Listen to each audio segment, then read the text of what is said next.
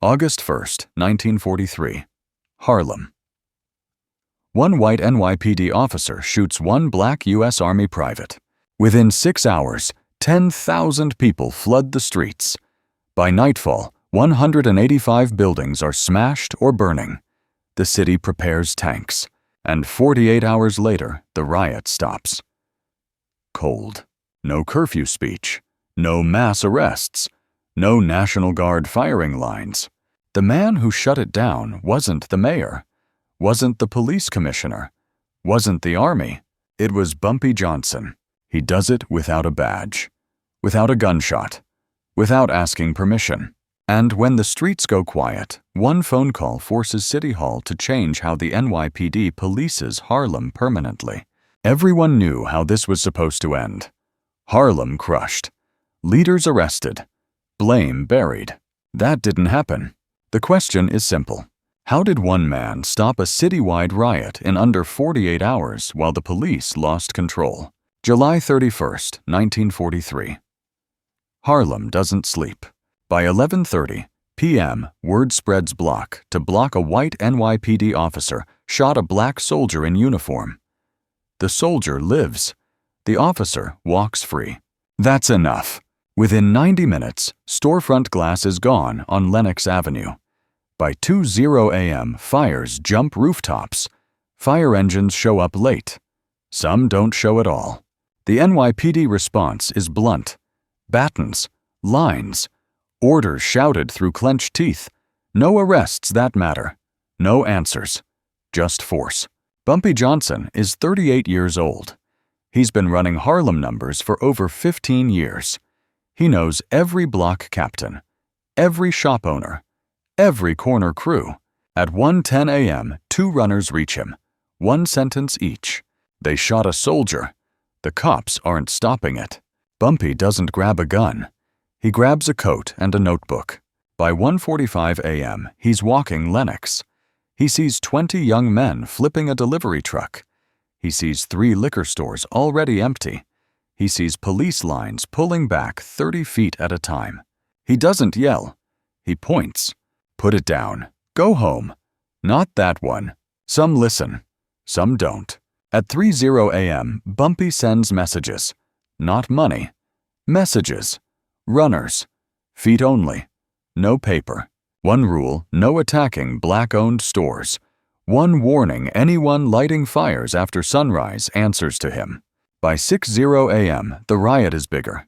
By 10:00 a.m., it's national news.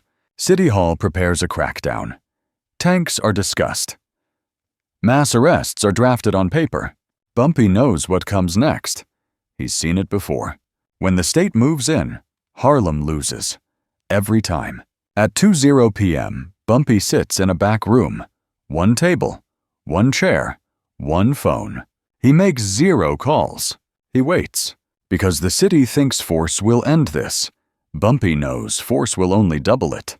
And by nightfall, 24 hours in the city is out of moves. August 1st, 1943. 7:40 p.m. Harlem is louder than the night before. Sirens don't scare anyone anymore. Police lines don't hold. A precinct window shatters on 125th Street. The NYPD changes posture. At 8:05 p.m., a captain orders a full sweep north to south. Batons out. No warnings. That's the threat. Bumpy Johnson hears it before he sees it. A runner reaches him at 8:12, breathing hard, hands shaking. They're coming hard. No talks. Bumpy nods once. He walks outside. On Lenox, 40 men are clustered near a smashed pawn shop. 2 cops hesitate at the corner. They don't advance. They don't retreat. Bumpy steps between them. One cop grips his baton tighter. The other drops his eyes. Move, the first one says. Bumpy doesn't move. You swing, Bumpy says. Calm, this doubles. The cop laughs. Too loud. His partner doesn't. Behind them, 200 people watch. No chanting. Just waiting. The captain arrives at 8:19. White shirt, gold badge, sweat on his collar. This is unlawful assembly, he says. Bumpy points at the crowd. You hit one. He says, "You light 10 blocks." Silence. The captain's jaw tightens. His hand lifts, stops, drops. That's the hesitation. Everyone sees it. A bottle rolls across the street. No one throws it. It just rolls. Bumpy steps closer. "Give me 12 hours, he says. No batons, no lines. The captain snorts. "You don't run this city." Bumpy leans in. "Quiet now. You don't run this street." The captain looks past him. Sees faces. Sees numbers. Sees what happens if he's wrong. At 8:27, he orders a pullback. 2 blocks. A cop mutters Jesus. Bumpy turns to the crowd. "Go home," he says. "Tonight." Someone shouts. "They shot him." Bumpy nods. "I know." Then one line. Flat? Sharp? "Burn it down tomorrow. Not tonight." The crowd freezes. That's the humiliation. Authority just blinked. On camera. In public. At 9:00 p.m., fires drop by half. Not gone, but slowing. The city doesn't know it yet. They just lost control. August 2nd, 1943. 12:10 a.m. Harlem is quieter. Not calm. Waiting. Bumpy Johnson knows the window is short. Maybe 12 hours. Maybe less. At 12:18, he opens the notebook. 3 names. 4 addresses. All block captains. He sends 4 runners. No money. No notes. Each gets the same line. Meet him. 10 a.m. Same place. By 12:55, they arrive one by one. No greetings. No chairs offered. Bumpy stands. "Sun's up in 6 hours, he says. If this keeps burning, they bring soldiers." One captain snaps back. "They already shot one." Bumpy doesn't argue. He slides a matchbook across the table. Address written inside. One address. "That store feeds 22 families, he says. It burns, I shut you down. Forever." Silence. A man's hand shakes. He drops the matchbook. Bends fast to pick it up. "That's not a threat." Bumpy adds, "That's math." At 1:22, the captains leave. No deals. No handshakes. Outside, the streets test him. At 2:05, a fire breaks out anyway. Not one of his blocks. Close enough. Bumpy walks straight toward it. No escort. Someone yells, "They're coming back." Police lines reappear 3 blocks south. Helmets on. Batons visible. This is the bait. If Bumpy fails now, he's finished. The city sweeps. The riot explodes again. He loses Harlem. A young man steps in front of him, 19 years old, holding a brick. "You can't stop this," the kid says. Bumpy looks at the brick. Then the kid. "You throw that." He says, "You throw alone." The kid's arm trembles. He looks behind him.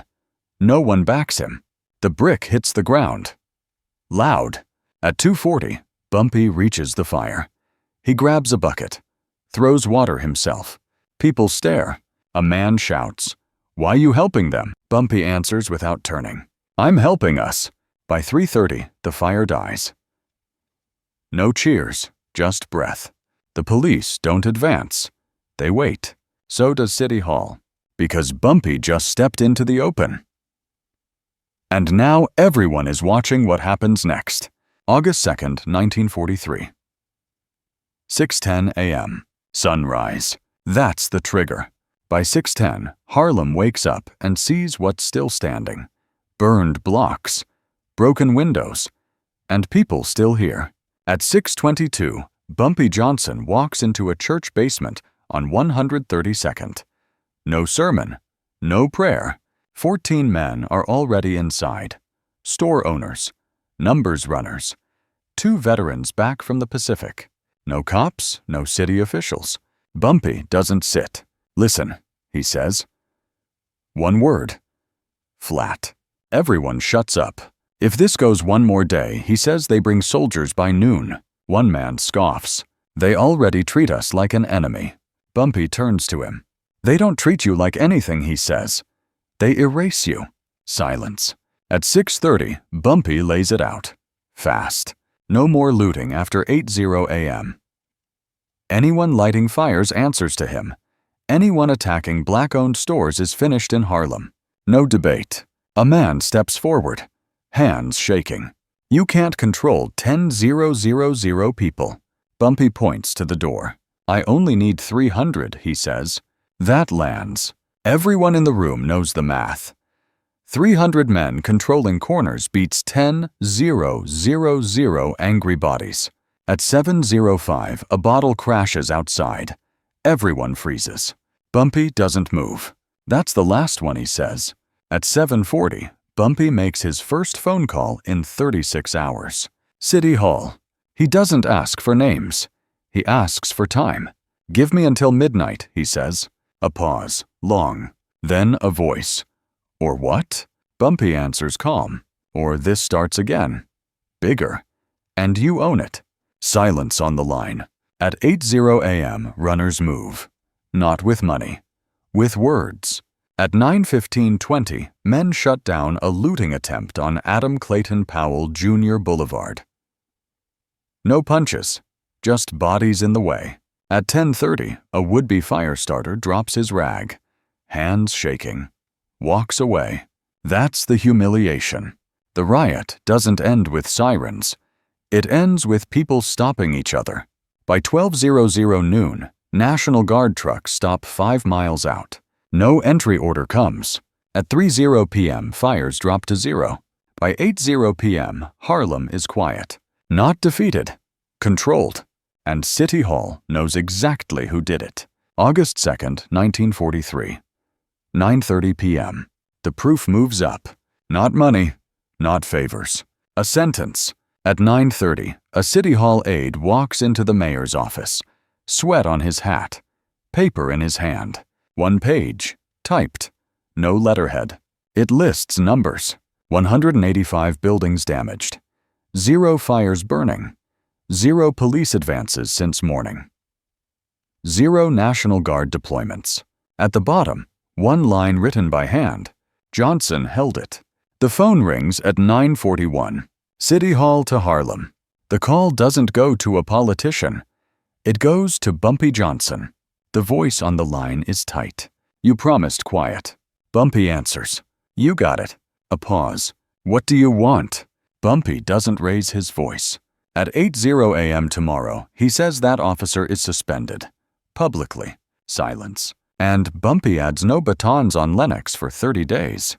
The aide whispers offline. Paper shuffles. Someone exhales too loud. That's not your call, the voice says. Bumpy responds with 1 sentence. You don't have another way. Click. At 10:15, word moves fast. Block to block. Mouth to mouth. No more fires tonight. No retaliation. No police sweep. At 11:50, NYPD orders change. No push. No show of force. Officers stand still. Hands off batons. That's the second humiliation. Uniforms waiting while Harlem sleeps. At 2:00 a.m., the mayor's office drafts a statement. Suspension language. Careful words. At 6:00 a.m., the officer is removed from duty. No riot resumes. The city breathes. And one fact is now impossible to deny. The riot didn't stop because of force. It stopped because one man controlled the street. August 3rd, 1943. 8:02 a.m. The city makes its move. An NYPD press notice goes out. 1 officer. Suspended. Effective immediately. No parade of cops. No armored trucks. No curfew announcement. At 9:30, patrols return to Harlem. Batons stay on belts. Hands stay open. At 11:00, City Hall cancels the National Guard staging order. Trucks turn around 3 miles out. That's the decision. The mayor doesn't visit Harlem. The police commissioner doesn't speak to cameras. They let it fade. By 6:00 p.m., store owners sweep glass. By 24 hours, numbers operations reopen quietly. By 72 hours, Harlem is moving again. The NYPD never admits who stopped the riot. They don't have to. From that week forward, patrol tactics change north of 110th. No mass baton charges. No blind sweeps. Because everyone inside City Hall knows the math now. If they push, Bumpy Johnson pulls back the crowd. If they swing Harlem lights again. And no report will ever say that out loud. Bumpy never runs for office, never takes a badge, never signs a deal. He just proved one thing in 48 hours flat. Power isn't uniforms. Power is control. And Harlem remembers who held it when the city lost it. If this story hit you, smash subscribe for stories history forgot. Like if you think Bumpy Johnson was the smartest man in Harlem, what would you have done if you were the NYPD? The next story is coming tomorrow.